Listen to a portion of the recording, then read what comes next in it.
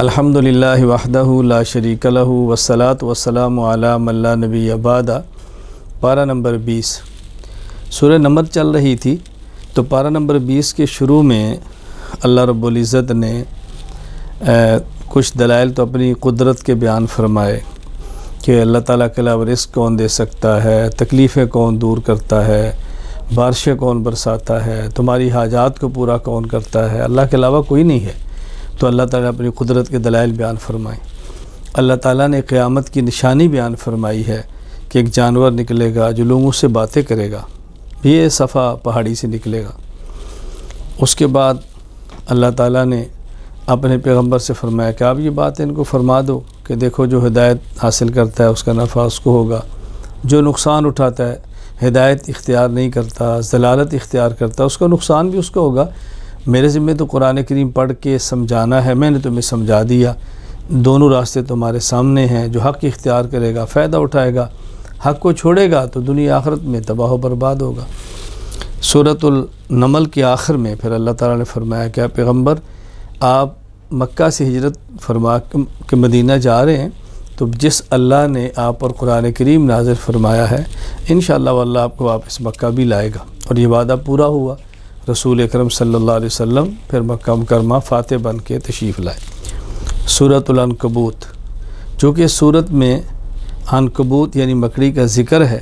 اس لیے سورت کا نام ہی سورۃ العنکبوت رکھا گیا ہے۔ اللہ تعالیٰ نے یہاں یہ بات شروع میں سمجھائی ہے کہ اللہ تعالیٰ کی سنت ہے، اللہ تعالیٰ کی عادت ہے کہ اللہ تعالیٰ اپنے بندوں کا آزمائش سے ابتلا سے گزارتے ہیں۔ تو اہل حق کا، اللہ والوں کا آزمائش سے گزرنا یہ حق ہونے کی دلیل ہے، یہ کوئی حق سے نکلنے کی دلیل نہیں ہے۔ پھر اس صورت میں اللہ تعالیٰ نے انبیاء علیہ السلام کا ذکر فرمایا ہے کہ انبیاء علیہ السلام میں سے بطور خاص حضرت نوح علیہ السلام کا، حضرت ابراہیم علیہ السلام کا، حضرت لوط علیہ السلام کا، حضرت شعیب علیہ السلام کا یہ ذکر فرمایا، ان کے حوال بیان فرمائے، اور ان کے حوال بیان کر کے اللہ تعالیٰ نے اطمینان اپنے نبی کو دیا ہے، تسلی دی ہے کہ حوال پہلے نبیوں کے ساتھ بھی آئے ہیں، تو اللہ تعالیٰ نے یوں تسلی ایمان والوں کو بھی دی ہے، اپنے پیغمبر کو بھی دی ہے۔ پھر یہاں بالکل آخر میں پارہ نمبر 20 کے آخر میں عنکبوت یعنی مکڑی کا ذکر کیا ہے کہ جو مشرکین شرک کرتے ہیں یہ مکڑی کے جالے کی طرح ہے، جس طرح بہت کمزور ہوتا ہے اس طرح شرک بھی بہت کمزور ہوتا ہے، تو مکڑی کے جالے سے بچو اور توحید کا دامن تھامو جو بہت مضبوط ہے۔ سورۃ القصص، قصص کہتے ہیں چونکہ واقعہ بیان کرنا۔ اس سورت میں موسیٰ علیہ السلام کا ایک اہم واقعہ ذکر کیا ہے کہ موسیٰ علیہ السلام شہر میں داخل ہوئے، اور موسیٰ علیہ السلام کی قوم کا آدمی جو اسرائیلی تھا، فرعون کی قوم کا آدمی جو قبطی تھا، آپس میں لڑ رہے تھے۔ تو موسیٰ علیہ السلام نے چھڑانے کے لیے قبطی کو مکہ مارا تو وہ قتل ہو گیا، قتل کا ارادہ نہیں تھا۔ حضرت موسیٰ علیہ السلام نے اللہ تعالیٰ سے دعا بھی مانگی، یا اللہ میرا ارادہ قتل نہیں تھا لیکن ہو گیا، مجھے آپ معاف فرما دیں۔ دوسرے دن پھر موسیٰ علیہ السلام شہر میں داخل ہوئے تو وہی ان کی قوم کا جو اسرائیلی آدمی تھا کسی سے لڑ رہا تھا، تو حضرت موسیٰ علیہ السلام نے چھڑانا چاہا، تو چھڑانے کے لیے شاید آپ نے پھر مکہ اٹھایا، وہ اسرائیلی بول پڑا کہ کل آپ نے اس کو مارا تھا تو آج آپ مجھے ماریں گے، تو اس سے یہ بات پھیل گئی کہ قاتل تو موسیٰ علیہ السلام کے جو گزشتہ کل واقعہ پیش آیا تھا، تو تلاش کیا جا رہا تھا بندہ کون ہے جس نے قتل کیا۔ پھر موسیٰ علیہ السلام وہاں سے چھپے اور چھپ کر اپنی جان بچانے کے لیے دوڑے، اور مدین کا آپ نے رخ کیا۔ راستے میں ایک جگہ آپ ٹھہرے جہاں کنواں تھا، لوگ پانی وہاں سے بھر رہے تھے، اور وہاں دو عورتیں بیٹھی تھیں، بچیاں کیوں بیٹھی ہیں؟ کہا جی لوگ جائیں گے تو ہم اپنی بکریوں کو پانی پلائیں گے۔ موسیٰ علیہ السلام لوگوں کو پیچھے ہٹایا اور آپ نے اس کنویں سے پانی نکالا،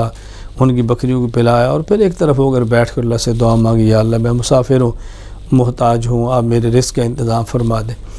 یہ دونوں بچیاں حضرت شعیب علیہ السلام کی بیٹیاں تھیں، ان نے واپس اپنے باپ حضرت شعیب علیہ السلام سے برا واقعہ بیان کیا، تو آپ نے فرمایا ان کو بلا کر لو، لایا گیا۔ تو حضرت موسیٰ علیہ السلام کی بیٹیوں نے کہا ابا جی تو قوی ہے، ہم نے مشاہدہ کیا ہے، اتنا بڑا ڈول ہے پانی کا نکالتے ہیں، ساری بکریوں کو پانی پلا دیے، اور پھر امین ہے، حیا کا بہت خیال کی، آنکھ اٹھا کر بھی ہماری طرف نہیں دیکھی، آپ ان کو ملازمت پہ رکھیں۔ تو حضرت شعیب علیہ السلام نے موسیٰ علیہ السلام سے فرمایا میں چاہتا ہوں کہ آپ 8 سال تک میرے پاس ملازمت کریں، میں اپنی بیٹی کا آپ کو رشتہ دے دوں گا، اور اگر آپ 10 مکمل کریں تو آپ کی اپنی مرضی ہے۔ خیر موسیٰ علیہ السلام وہاں ٹھہرے، 10 سال تک بکریاں چرائیں، حضرت شعیب علیہ السلام کی بیٹی کے ساتھ نکاح ہوا، پھر آپ واپس تشریف لائے، اور موسیٰ علیہ السلام کا یہ واقعہ بڑی تفصیل سے یہاں پر موجود ہے۔ تو حاجت پیش آ گئی، بندہ کوئی نہیں تھا، پھر آپ نے ایک پہاڑی پہ دیکھا کہ آگ نظر آ رہی، وہاں گئے تو یہ وہاں موسیٰ علیہ السلام کو نبوت ملی، آپ کے اوپر وحی آئی، تو یوں موسیٰ علیہ السلام کا واقعہ پیش آیا۔ پھر آپ واپس تشریف لائے ہیں جہاں اپنے فرعون کو دعوت دی ہے، وہاں ایک شخص قارون تھا، بہت مال و دولت کا مالک، پورے اونٹوں کا ایک غلہ ریوڑ اس کا، یعنی یوں سمجھے خزانے کی چابیاں اٹھاتے تھے، اس کو اپنے مال پہ بہت ناز تھا اور اس کو بہت فخر تھا اپنے مال کے اوپر۔ تو خیر پھر یہی شخص تھا کہ ناز تھا، سمجھایا گیا، نہیں باز آیا، ایک دن اپنی دولت کے ساتھ نکلا، اللہ کی طرف سے حکم آیا اور زمین اس کو نگل گئی۔ پہلے وہ لوگ جس کی دولت کو دے کے چاہتے تھے ہم بھی اس سے ایسے بنے، پھر انہوں نے کہا اللہ کا شکر ہے کہ اللہ تعالی نے ہمیں اس سے بچا لیا۔ تو یوں قارون کا واقعہ بیان کیا ہے۔ اس صورت کے آخر میں اللہ تعالیٰ نے پیشین گوئی بیان کیا، محمد صلی اللہ علیہ وسلم وہ اللہ جس نے آپ پر قرآن نازل کیا ہے،